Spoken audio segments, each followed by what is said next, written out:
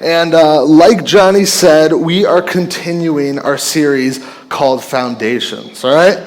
So we've been going through this series for a few weeks now. It's been only good stuff, and I hope that you guys have learned something from it. And remember, as we've been kind of digging into foundations, what that means is we have been looking at Abraham, and we've been looking at the covenants, specifically the ones that are given out to Abraham. And so we've gone through a few weeks of this, and before we jump into today's, because today's story is cool, I want to make sure that we remember kind of where we've been, what we've already talked about. So if you remember the first week, this was a few weeks ago, I was up here, I got a chance to talk to you about Abram being called. Remember, it was before he's Abraham, where he's still not Abraham yet, and before he kind of was the leader of God's people, he was just kind of this guy, and God called him to be this leader and to ultimately lead these people.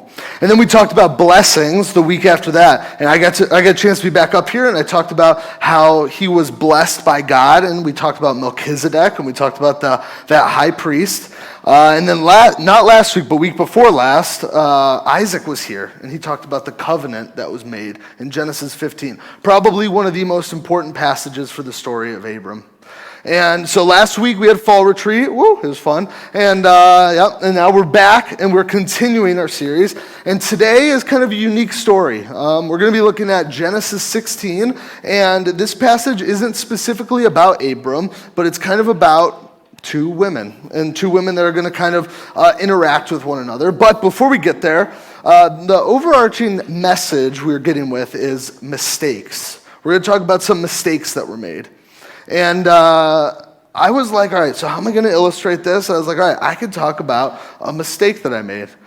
And I was like, well, which one do I talk about? So I was kind of racking my brain. So I decided I'm going to tell you a story from when I was in high school. So when I was in high school, I was kind of like the hopeless romantic kind of guy. Like I was like the guy that was like always looking for the girl that was the one, and like that I was gonna marry one day. And it was always tragic if we broke up, kind of thing. Like I was super extra. Is basically what I'm saying. And when I was in high school, at the church I went to growing up, we did a thing called sports camp, where like we brought in elementary kids and like taught them how to play sports and stuff like that. I don't really like sports. I was just there to meet girls. So I was there, and I was like trying to look cool and impress the girls, like show them like, oh, I'm good with kids and all that stuff. And I was obviously successful. And this was way before Sydney was in the picture. This is before Cedarville was in the picture. I don't even know if Sydney knows this story, so this one might be a shock to her as well. But while I was there was this girl I met, and I'm not going to reveal her name for the sake of the story. But like we got to talking, and like we got to know each other, and then I was like, well, after sports camp one day, let's go to the national park and let's go for like a walk. And I was like, sweet, like this is going well. So sports camp ends, we drive to the national park, we go for a walk, and like we start taking a hike, and like I was like, well, let's show her what I got. We're gonna go off the beaten path, all right? So I go and we jump this fence and we kind of go down to the river, down this valley, and we get down to the river, and we're like skipping rocks. I'm super suave as usual because you guys know me, and we're going out there, and I'm like, oh, there's a log. Let's cross this river. And so I get on this log, and I like start scooting across it, like, and then all of a sudden she's not going, so like I reach out my hand to get her to hold my hand. So yeah, do not take lessons from me. I'm warning you right now. And I go out to reach my hand, and she grabs it, and I'm like, sweet, look at this. So I'm like helping her across this log. Little do I realize how slippery this log actually is. And so I start to like wobble, and I start to tilt backwards. And so in order to like regain my balance, I like throw my arms forward and throw her into the water with that arm that's being thrown. She falls face first in the water, and I still fall right in the river. So needless to say, there was no second date. So that is my mistake that I want to tell you about. But the reason that I tell you that story is because even though I messed up, and even though I was not as cool as I thought I was, her and I actually became pretty good friends. Like, we ended up joining like the same growth group throughout high school, and like we hung out and we had all the same friends and we would do stuff throughout high school. When college came around, we went our separate ways. She's married to another guy, Sydney and I are married, and it's all good. And it's weird because my expected outcome of that moment was that, we are gonna go on a bunch of dates and get married. But that's not what happened. That's not what God had intended for that relationship. Instead, what he showed was that there was something better, a friendship. And in the midst of our mistakes, when we think about mistakes, because we all mess up, we don't have to rest in the mistake. And we don't have to think that we have forever messed something up, because God can use even the most tragic of circumstances to bring something to light. And so today we're going to be looking at a story, and we're going to be seeing what it kind of looks like for God to see a mistake and see his people mess up, yet he is still glorified in the midst of it. And so we're going to be looking at a story about two women today. And so from this point on, we've kind of been just really looking at Abram. And we've seen his wife Sarai, right? We've kind of seen how they interacted, and we've seen how they've been together. But today we're going to really see a story about how Abram and Sarai, they kind of mess up, and they bring their servant Hagar into the picture. And within all of this, they're trying to ultimately fulfill what God has for them. So what we're going to be looking at is we've seen Abram's story up to this point, and we're going to see it kind of split off into two ways. We're going to see Abram and Sarai, and we're going to see what they have, and then we're going to see Hagar and the angel, okay? And like most stories, there's usually a good side and a bad side. So the way that this kind of text flows, we are going to see that Abram and Sarai, and the story that's there, is the dark side of the story, like the not so great side. And before we kind of get into that, what we want to see here is that this passage has a direct relationship to the covenant that Isaac talked about last week. That there was going to be a promise, that there was going to be generations that were going to come from Abram and Sarai, that God was going to bless them, and God was going to give them more people to follow them. The problem is, Sarai couldn't have kids. We have to realize, she was not able to have children, physically couldn't. And so you got to think, if God is promising generations and she can't have kids, how is that going to work? There's no advancements in medicine. We're not thinking about anything like that. We're trying to really figure out what does this mean? And that's what they were trying to figure out as well. And so throughout this time, they're promised this, and it's been years, and time has gone on, and still there's nothing. And so they're like, well, maybe we should do something. Maybe there's something that we should do. And so that's where they decide, all right, we're going to take God's promise into our own hands. And so we're going to start here looking at verse 1, if you guys could follow along with me. It says, now Sarai, Abram's wife, had borne him no children. She had a female Egyptian servant whose name was Hagar. And Sarai said to Abram, behold, now the Lord has prevented me from bearing children. Go unto my servant, it may be that I shall obtain children by her. And Abram listened to the voice of Sarai. So after Abram had lived 10 years in the land of Canaan, Sarai, Abram's wife, took Hagar the Egyptian, her servant, and gave her to Abram, her husband, as a wife. And he went into Hagar, and she conceived. And when she saw that she had conceived, she looked with contempt on her mistress. So that's Hagar looking at with contempt onto Sarai. And Sarai said to Abram, may the wrong done to me be on you. I gave my servant to your embrace, and when you saw that she had conceived, she looked on me with contempt. May the Lord judge between you and me. But Abram said to Sarai, behold, your servant is in your power. Do to her as you please. Then Sarai dealt harshly with her, and she fled from her. So we've established that they're not able to have kids. They're not able to reproduce. And so they don't know what to do. And so part of custom at the time, something that you were allowed to do was a wife could offer somebody else, specifically like a servant, as somebody to have a child for the family, if this situation was where they couldn't have a baby. And so that's what she did, is that she offered Hagar as a way that they could have kids. And ultimately, Abram and Hagar get pregnant, and they're going to have a kid. And in the midst of this, Hagar's like, well, this is my baby.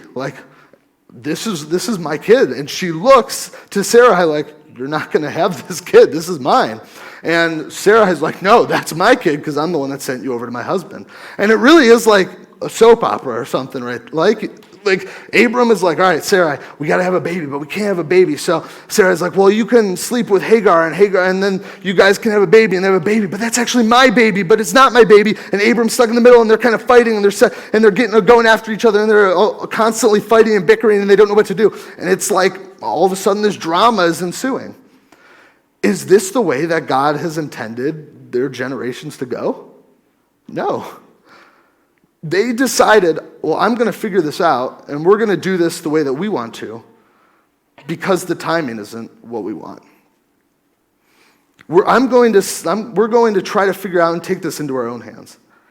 And ultimately, it doesn't go well. Sarai blames Abram for what's going on and says, this is your fault. You're the one that did this. And he says, no, it's not mine. You can deal with Hagar how you want to. And so she does. And it says that Sarai dealt harshly with her, and she left. Whether that was physically abusing, whether it was yelling, whatever it was, she dealt harshly with her. And so the dark side of the story is that Abram and Sarai were impatient and they mistreated Hagar. See, when we think about what God has in store for our lives, it's often not in the timeline or in the way that we want. And we want it right now. I think especially as Americans, we want things right now. That we can wait, we probably should wait for some things, or we can just go get it and get it for ourselves right now. In the world, that's what encourages us. That's what they tell us to do. But oftentimes, that's not the right call. And in this instance, it's not. That this generations were promised to Abram not with Hagar, but with Sarai. And so, they messed up. They tried to take God's plan and they tried to build this narrative for themselves. And they wanted to say, okay, well, I think I know what's best, so I'm going to do this. But the story isn't over. Just like every story has a dark side, there's also a light side to every story. There's a good thing. And that's what we're going to see in this next part of this passage. See, most of the time, we've seen God interact with Abram, right? But in this story, we see God not interact with Abram, not with Sarai, but with Hagar. And it really is a miraculous moment. So at this point, Hagar's pregnant, and she runs away to hide because she doesn't know what's going to happen. And when she goes and she hides, then all of a sudden, there's a moment. There's an encounter. So let's look at the next part of this passage here. It says, the angel of the Lord found her by a spring of water in the wilderness, the spring on the way to Shur. And he said, Hagar, servant of Sarai, where have you come from and where are you going? She said, I am fleeing from my mistress Sarai. The angel of the Lord said to her, return to your mistress and submit to her. The angel of the Lord also said to her, I will surely multiply your offspring so that they cannot be numbered for multitude. And the angel of the Lord said to her, behold, you are pregnant and shall bear a son. You shall call his name Ishmael, because the Lord has listened to your affliction. He shall be a wild donkey of a man, his hand against everyone, and everyone's hand against him. And he shall dwell over against all his kinsmen. So she called the name of the Lord who spoke to her, you are a God of seeing. For she said, truly here I have seen him who looks after me. Therefore the well was called Beer Lahai Roi. It lies between Kadesh and Bered, and Hagar bore Abram a son, and Abram called the name of his son, whom Hagar bore Ishmael.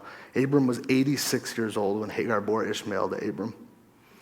All right, first off, 86 is really old. I mean, granted, Abram's life is not even close to over, but that's really old, okay? So just got to get that out of the way. I feel like we have to establish that he was not a young man. But there is an amazing moment happening here. Hagar gets to interact with the angel of the Lord. Now, the angel of the Lord, I don't have time to jump into who the angel of the Lord is or might be, but the angel of the Lord pops up throughout the Old Testament. And when he comes up, we see him ultimately representing God. That when he pops up, when he interacts with people, that he is there to represent God, that he's there to stand for God, that he was the one to interact with these people as that representative. So Hagar has this moment where she is scared, she's nervous, she's hiding away, and God comes to her and says that he sees her affliction. That Ishmael is not to worry, but that you are going to have generations with him, generation after generation.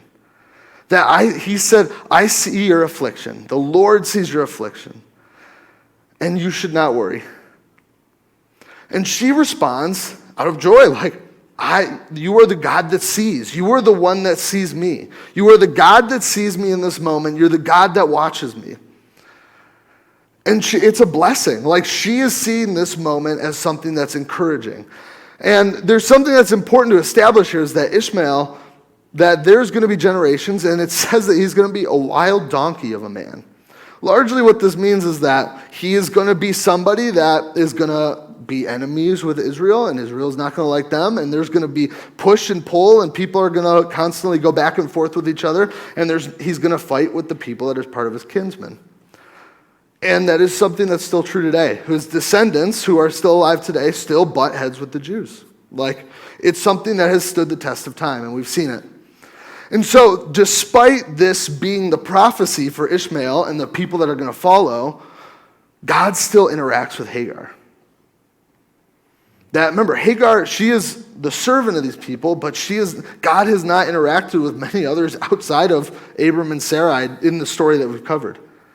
And so there's this unique opportunity where God is blessing her and seeing her in this moment.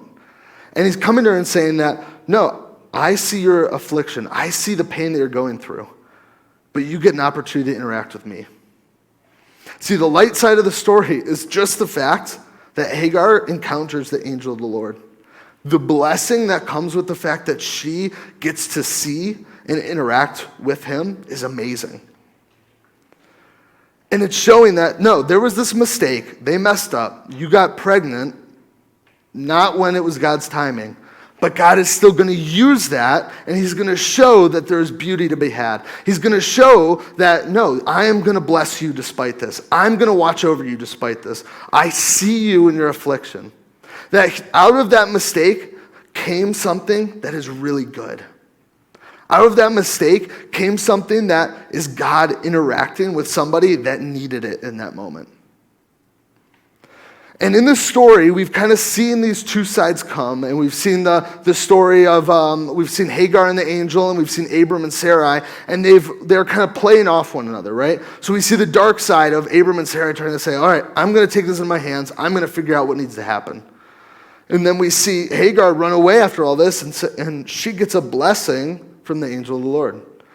And the only thing that she's called to do is go and submit to Abram and Sarai. Just go be with them, do what you're supposed to. It's within my plan. And that's what we're seeing here, is that this is part of God's plan, that this all leads to this point, that they are intersecting, that they are coming together. See, at the end there, she goes back and she submits, and she gives Abram this child, Ishmael. And we'll see what happens later, but she gives him this child, and ultimately, that strife is not there. At least from what we see in this story. And so what does that mean? What does that look like for us? When it comes to God's plan, what does that look like for us? Well, the first thing that we have to understand is that when we try to interfere with God's plan, we're reminded that it isn't our plan. See, more often than not, we want to manipulate God's plan for our lives. Like, we want to speed up the process. We get a unique opportunity to be a part of that plan, and we just kind of want to get all the stuff that's coming, get the things that are promised to us right now, or at least the things we think are promised to us. Abram and Sarai, they tried to take it in their own hands. They tried to say, hey, this is what God said. I don't really know how that's going to work, but we're going to figure it out, and we're going to do it ourselves. But that's not the right call. And I think we have those moments in our lives. I think maybe for some of you, you have a friend that you've been trying to come to gather. You want them to come together, and they won't come, and they're just like, I don't know, I got homework, or I got sports or whatever. I can't come on Sunday nights. And you really want them to come, and it's getting to the point where you're maybe like losing hope, or you kind of just want to like force them to come. Or maybe it's a little bit more grounded. Maybe it's like you're in school and you're trying to join a sports team, or you're trying to join a team of some sort. And you know, or at least you think you know, that it's part of God's plan. So you're saying, I think I'm supposed to be on this team. I think I'm supposed to be a part of this group. And I really want this. And I'm going to do what I need to get it. When I think of this idea, I think of like time travel movies or TV shows and stuff, right? So when I'm thinking about this, when people go into the past, they want to go, or if maybe in the future, they want to go and they want to manipulate a timeline so that they can get the desired outcome later. But usually when if they go in the past, they change something, they come back to their time, it's usually never good, or something bad has happened, like butterfly effect, And I don't know if this movie is old. Some of the middle schoolers knew it Back to the Future. Do you guys know Back to the Future? Some of you do. Okay. Did not think that was going to get any claps, but I appreciate that. So when we think about Back to the Future, Marty McFly, he gets in this time machine and goes back in time. And he meets his parents when they're young, before they've even met.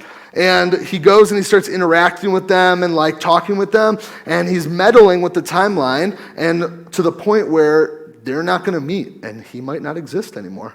And the whole point of that movie is he has to get his parents together and come back to his present time, or else everything could change. When we're thinking about God's timeline and what he has laid out for us, we might want to change, we might want to manipulate, we might want to point it in a certain direction. But more often than not, usually our plan is different from God's plan. Usually what we want for our lives is different than what he has in store for us. And so that friend that you've been wanting to invite, maybe it's a matter of not being super impatient, but being patient. Like saying, maybe this isn't the right time.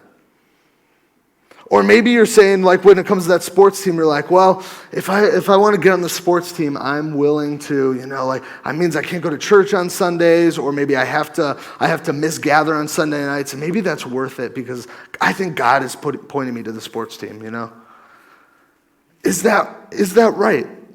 Are these the right calls? Because you might be coming up with these ideas, you might be trying to interfere, but maybe that's not God's timing. Maybe that's not what he's saying. But it doesn't mean we're hopeless. Because when we trust God's plan, we see that he has something more beautiful for us. See, Abram and Sarai, their plan didn't really pan out. It wasn't what God had laid out. But he took that mistake and he made something beautiful out of it. At least for Hagar. He brought something out of it. That the angel of the Lord got a chance to interact with somebody that needed God in that moment. And that could be true for our story too. But when we look at that timeline, I made like a diamond for you on that sheet, but I think that diamond is a poor illustration of what this is. What it probably should look more like is this. Is that this whole scenario and everything that happened, all this back and forth, it was never a mystery to God. He knew what was going to happen. This was part of the plan all along. None of this was like, oh, somebody's diverging from a path, somebody's going the wrong way. That's not what it is. God's plan and his timeline will ultimately prevail. What he's looking to us for is faith and trust that he is going to do it right. You could try to change all you want, but God's plan and the timeline he's set for you and for your life, that's going to happen regardless. And what I want to tell you right now is to have the faith to trust that God is going to put the right things and the best things for you in your path. So that person that you're trying to invite to gather to get them to come, maybe God's saying there is a time for them, and it's not right now. And it's time to wait. It's time to wait and see what he has. Or maybe for you that's trying to join that sports team or join that group or that club or whatever, maybe God's saying like, what you want to do is skip gather or skip church on Sundays, when in reality, what I'm trying to show you is that you're not supposed to be a part of that team. That there are things that are more important than that group, and it's not actually a part of your plan. But whatever it is, God has the best intentions for you.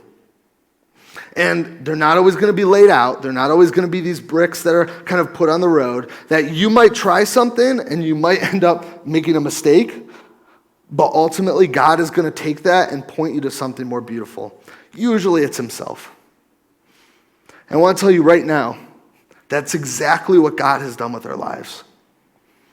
That we are messed up, we're jacked up, we are sinful, we are broken.